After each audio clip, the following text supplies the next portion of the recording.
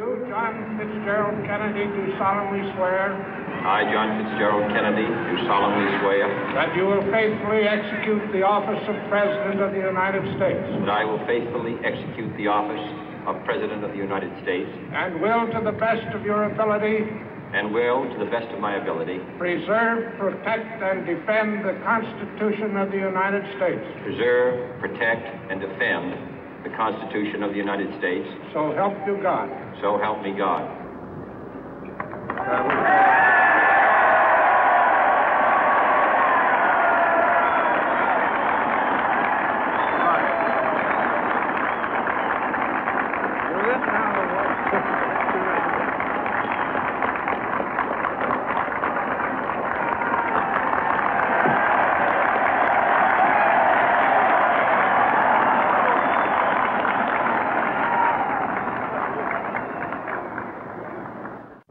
Vice President Johnson, Mr. Speaker, Mr. Chief Justice, President Eisenhower, Vice President Nixon, President Truman, Reverend clergy, fellow citizens.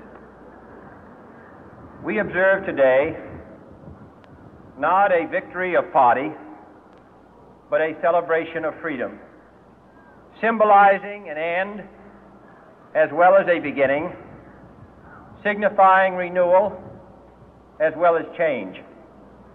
For I have sworn before you and Almighty God the same solemn oath our forebears prescribed nearly a century and 3/4 ago. The world is very different now, for man holds in his mortal hands the power to abolish all forms of human poverty and all forms of human life.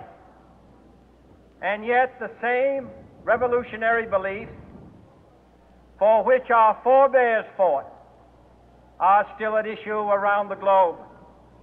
The belief that the rights of man come not from the generosity of the state, but from the hand of God. We dare not forget today that we are the heirs of that first revolution. Let the word go forth from this time and place to friend and foe alike that the torch has been passed to a new generation of Americans born in this century, tempered by war, disciplined by a hard and bitter peace, proud of our ancient heritage, and unwilling to witness or permit the slow undoing of those human rights to which this nation has always been committed and to which we are committed today at home and around the world.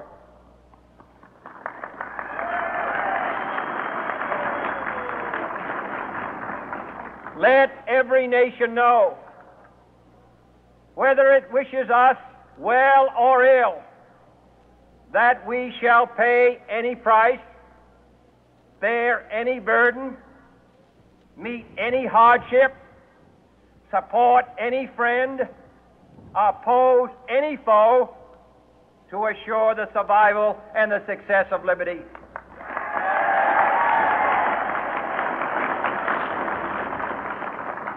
This much we pledge and more. To those old allies whose cultural and spiritual origins we share, we pledge the loyalty of faithful friends. United, there is little we cannot do in a host of cooperative ventures. Divided, there is little we can do, for we dare not meet a powerful challenge at odds and split asunder. To those new states whom we welcome to the ranks of the free, we pledge our word that one form of colonial control shall not have passed away merely to be replaced by a far more iron tyranny.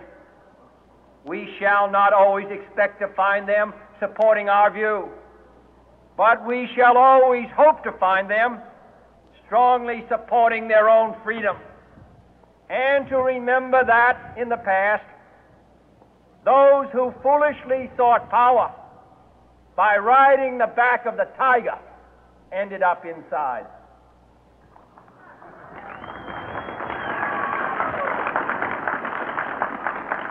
To those people in the huts and villages of half the globe struggling to break the bonds of mass misery, we pledge our best efforts to help them help themselves for whatever period is required, not because the communists may be doing it, not because we seek their votes, but because it is right.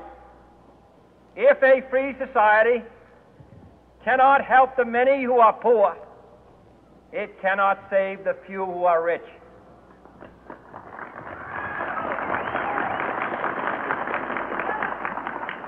To our sister republics south of our border, we offer a special pledge to convert our good words into good deeds, in a new alliance for progress, to assist free men and free governments in casting off the chains of poverty. But this peaceful revolution of hope cannot become the prey of hostile powers. Let all our neighbors know that we shall join with them to oppose aggression or subversion anywhere in the Americas. And let every other power know that this hemisphere intends to remain the master of its own house.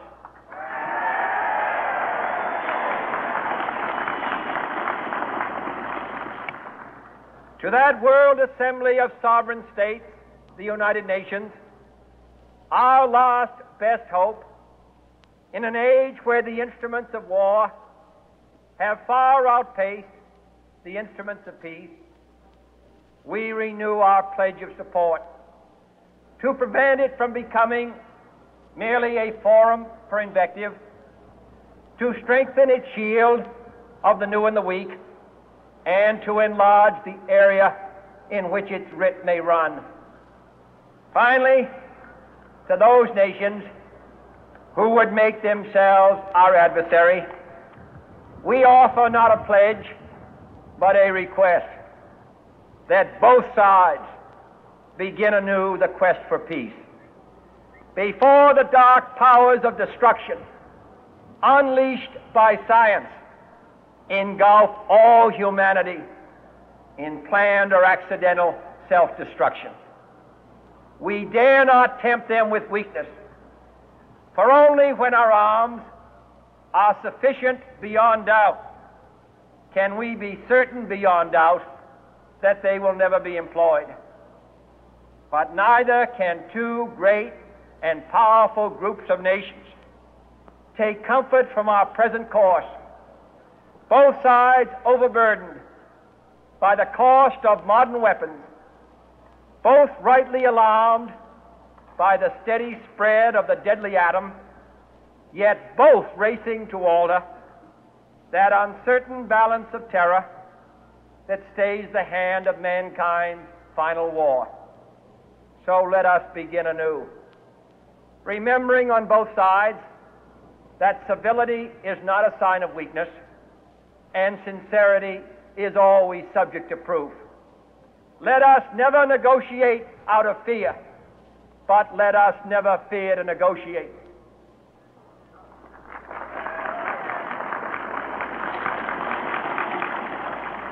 Let both sides explore what problems unite us, instead of belaboring those problems which divide us.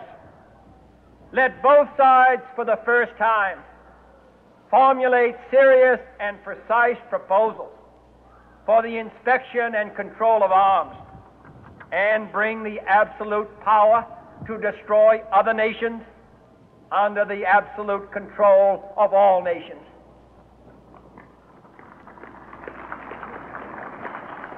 Let both sides seek to invoke the wonders of science instead of its terrors.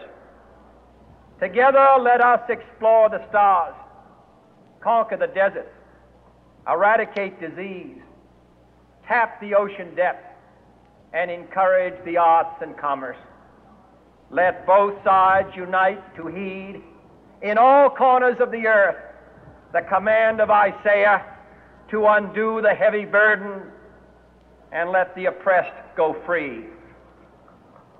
And if a beachhead of cooperation may push back the jungle of suspicion, let both sides join in creating a new endeavor, not a new balance of power, but a new world of law, where the strong are just and the weak secure and the peace preserved.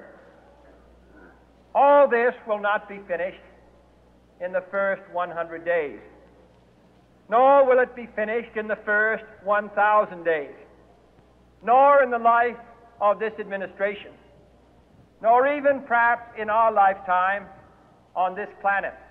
But let us begin.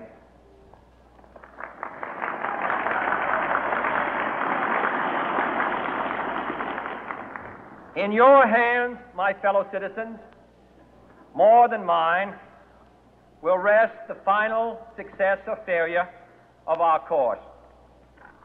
Since this country was founded, each generation of Americans has been summoned to give testimony to its national loyalty.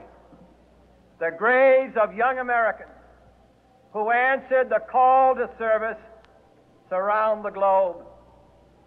Now the trumpet summons us again, not as a call to bear arms, though arms we need, not as a call to battle, though in battle we are, but a call to bear the burden of a long twilight struggle, year in and year out, rejoicing in hope, patient in tribulation, a struggle against the common enemies of man, tyranny, poverty, disease, and war itself.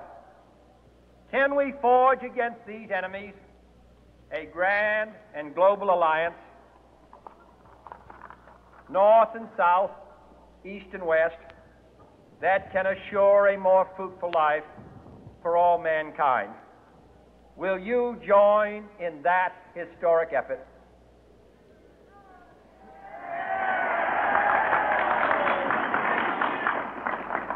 In the long history of the world, only a few generations have been granted the role of defending freedom in its hour of maximum danger. I do not shrink from this responsibility. I welcome it.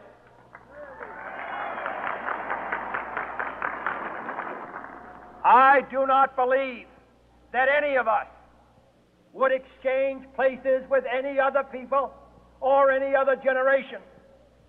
The energy, the faith, the devotion which we bring to this endeavor will light our country and all who serve it. And the glow from that fire can truly light the world. And so, my fellow Americans, ask not what your country can do for you, ask what you can do for your country.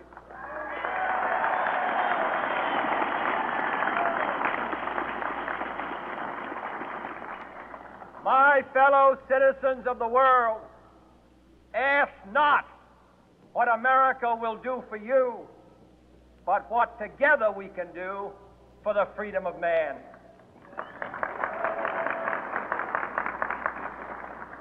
Finally, whether you are citizens of America or citizens of the world, ask of us here the same high standards of strength and sacrifice which we ask of you.